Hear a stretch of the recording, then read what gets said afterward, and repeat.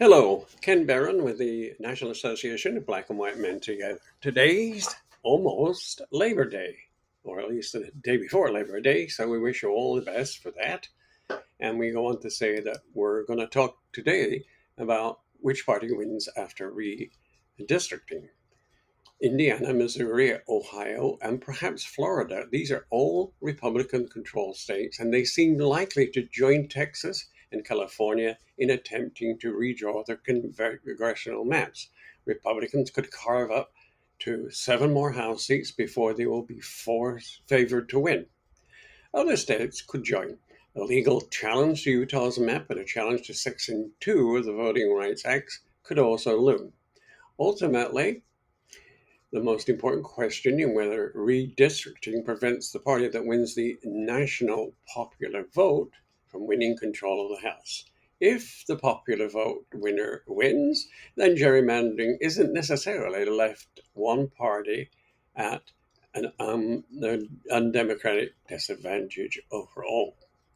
The House map was fundamentally fair in 2024. Despite plenty of gerrymandering, the winner of the popular vote was reasonably likely to win the most seats. But if the new maps are enacted in all of these states, Democrats will need to win the national popular vote by 2 to 3 percentage points to be favored to retake the House, according to projections based on recent congressional and presidential election results. A 2 to 3 point structural advantage for the GOP exists and is meaningful, but pretty modest. With Democrats leading by 4 points in the national generic ballot polls today, the party will still be favored to win next year's midterm election. The Republicans wouldn't stand much of any chance of surviving so-called wave elections like in 2018 when Democrats won the House popular votes by 7 points. But even if the Democrats won, the likeliest outcome will be a piecemeal seat-by-seat battle in which the control of the chamber would have come down to a fairly small number of seats. The race might not be cold for days. Democrats wouldn't have much margin for error. In Missouri, Ohio, and Indiana, they could draw a total of 4 safely Republican districts without endangering any incumbents. Things are messier in Florida. Republicans want to target 2 Democratic seats in South Florida, but it could be potentially endangering an incumbent.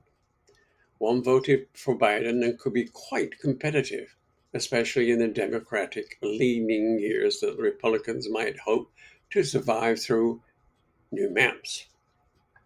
So it's not a given that Republicans could actually pick up 7 seats from their maps when there are so few competitive districts nationwide. 2 potentially Democratic leaning districts in California and at least one of the 2 new Republican districts in Florida seem likely to be at least somewhat competitive. It's worth noting that most of these potentially competitive districts have relatively large Hispanic populations, and Democrats can plausibly hope that Hispanic voters will collectively snap back to the left in next November.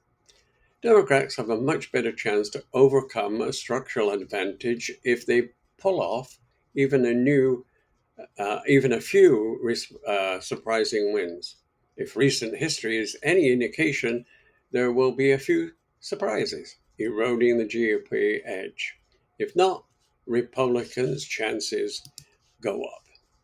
This is Ken Barron with the National Association of Black and White Men Together. Happy Labor Day.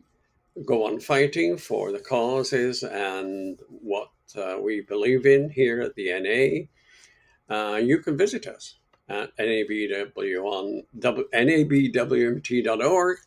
and learn about our convention next year in Las Vegas. Should be fun. Thanks a lot for listening.